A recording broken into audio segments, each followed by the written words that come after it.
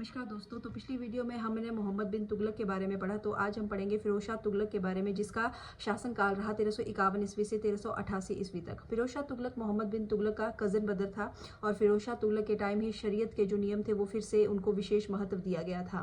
फिरोज शाह तुगलक चाहता था कि जो प्रजा है उनको अधिक राहत दी जाए और उनके जो एग्रीकल्चर लोन थे उसने उन्हें माफ़ कर दिया था और हार्श पनिशमेंट जैसे हाथ काटना, नाक काटना, कान काटना, ऐसी इनह्यूमन एक्टिविटीज़ को उसने बैन कर दिया था। और उसने जो बंजर भूमि थी उनको कृषि योग्य बनाया था और कई बड़ी नहरों का निर्माण किया था। उसमें से 4 बड़ी नहरों का निर्माण भी करवाया था, जिन्हें मध्यकालीन इतिहास में सबसे बड़ी नहरों का नेटवर्क माना जाता था। और इन नहरों की देखरेख के लिए उसने हक़ शर्ब एक नामक कर लगाया था। और फिरोज शाह तुगलक ने इक्ता सिस्टम को फिर से वंशानुगत कर दिया था और जो सैनिकों और ऑफिसर्स को वेतन दिया जाता था उनकी जगह उन्हें लैंड दी जाती थी। अब जो ऑफिसर्स और सैनिकों के पद हैं उनके उत्तराधिकारियों को ही दिए जाते थे। तो उसने 4 मेन टैक्सेस रेगुलेट किए थे, जिसमें एक पहला था खराज यानी भूमि कर, जिसमें लैंड टैक्स दिया जाता 1/10 जो उपज का 1/10 दिया जाता था। दूसरा था जजिया कर जो नॉन मुस्लिमों के लिए यहाँ तक कि ब्राह्मण पर भी लगाया जाता था। और तीसरा था ज़कात ओनली फॉर मुस्लिम्स जो प्रॉपर्टी टैक्स था। और एक था खुम्स जो युद्ध में प्राप्त धन था उसका 1/5 दिया जाता था। तो फिरोज शाह तुगलक ने संस्कृत के कई धार्मिक ग्रंथों और संगीत की पुस्तकों को भी फारसी में अनुवाद किया था। And he built many towns जैसे हिसार, फतेहबाद, फिरोज़ाबाद और जौनपुर उसने मोहम्मद बिन तुगलक की याद में बनवाया था।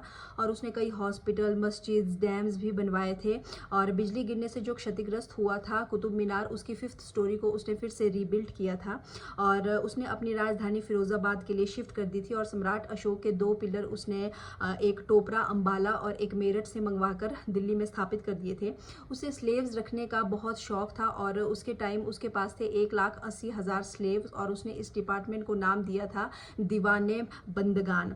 और उसके टाइम पे ही जगन्नाथपुरी का टेम्पल पूरी तरह से उसने डिस्ट्रॉय कर दिया था और कांगड़ा के नगरकोट पर भी उसने आक्रमण किया था। और ज्वाला जी टेम्पल से जो मनुस्मृतियाँ थी उनको फारसी में उसने अनुवाद किया था। उसके कोर्ट में बरानी नामक एक विद्वान था जिसने तारीख़ फिरोज शाही लिखी थी। और दीवाने खरात डिपार्टमेंट उसने जो गरीब लोग हैं उनके लिए रखा था। और दारुल शिफा एक हॉस्पिटल भी बनवाया था। उसने 3 कॉइन इंट्रोड्यूस किए थे। सबसे पहला था अधा जिसमें 50% कॉपर था, बिख मतलब जिसमें 25% कॉपर था, और एक था शशगानी जिसे सिल्वर कॉइन को शशगानी कहा जाता था। और 1388 ईस्वी में उसकी मृत्यु हो गई थी। और इस तरह से जो तुगलक वंश है उसका जो अंत धीरे धीरे हो रहा था फिरोज शाह तुगलक के बाद। तो अगली वीडियो में पढ़ेंगे कैसे तुगलक वंश का अंत हुआ। धन्यवाद।